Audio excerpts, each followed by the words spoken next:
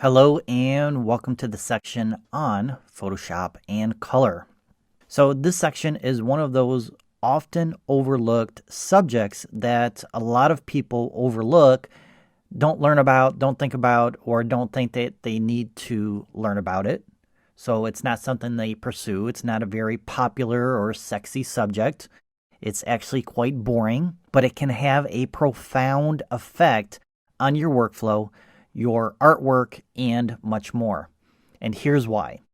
If I gave every one of you in this class the same exact photo and asked you to color correct it, I bet that the majority of the photos would not be exactly the same. And it's not so much because of the way that you edit. Even if I gave you step-by-step instructions on how to exactly edit the image, it still wouldn't look the same. But even then, if everybody just edited it via their own style, they wouldn't probably even be close because color correction is subjective. And that's because some photographers or artists would prefer a more warmer image and maybe some would prefer a more cooler image. In addition to that, there are other factors that can affect how we color correct, and some of those factors can include the type of monitor you use, whether or not your monitor is calibrated, the color space you're working in, and even the environment around you can affect how you color correct. So that's why even if I gave you the exact step-by-step instructions for editing your images, if we put all those different types of monitors that we're all working on side by side, they are not going to look the same. They're all going to look different because different manufacturers manufacture their monitors based on their own specs, and they all have different specs. And over time, even the LCD panels or the lights within the monitors become old, and they do not display light and colors the same as they did when you first bought them. So over time, your monitors will become degraded, and what you see today may not be what you see a year from now or 2 years from now or 5 years from now if you keep your monitor that long. And that's part of the reason why this section is so important, because if you want to print your artwork and your monitor and the output device are not synced together and calibrated together, then you're not going to get what you see on your monitor in the print that you're trying to get back. So that's why we must first color calibrate our monitor to ensure that what we see is optimal for the monitor we have. But even then, properly calibrated monitors are still not going to look exactly the same next to a different manufacturer's monitor. And just because you calibrated the monitor doesn't mean that you're still going to get what you see on the monitor in that print, because you have to calibrate the output device and your monitor together through color profiles in order to ensure what you see is what you get. So you may be wondering, well, how do I get the perfect output from my monitor if it's different from somebody else's? Well, the goal is to have consistent color on the monitor that you're using. Then you can adjust your color corrected images based on the profile of the output device that you're using. So depending on your project, you may need to change your color profile if your output device is different from your previous project.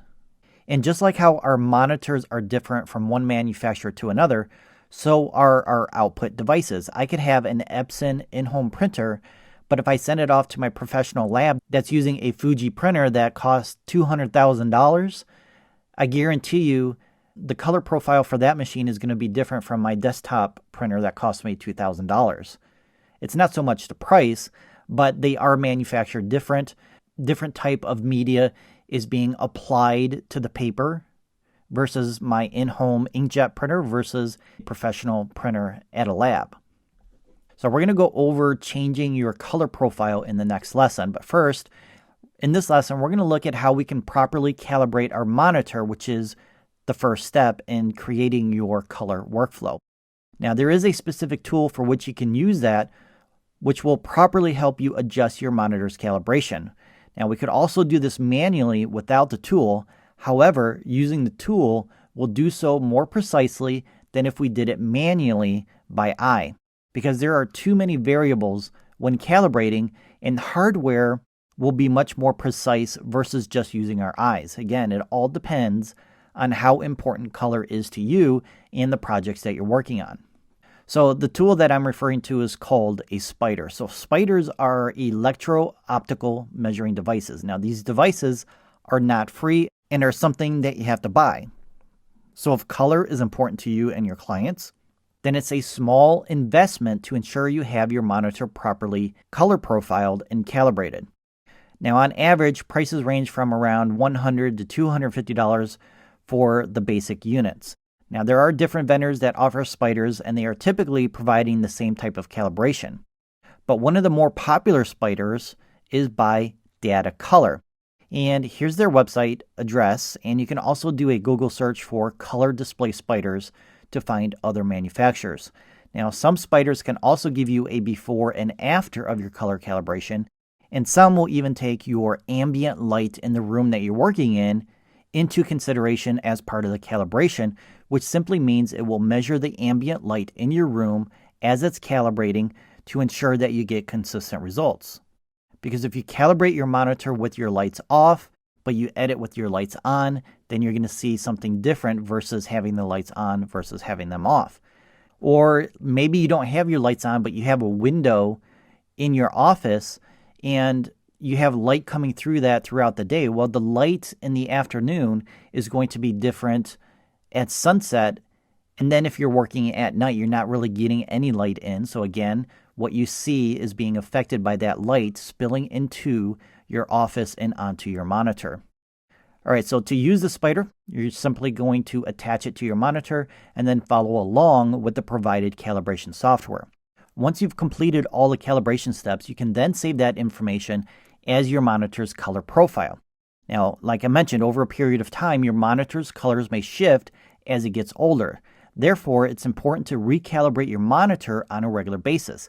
Typically, I will recalibrate my monitor once a month as part of my workflow.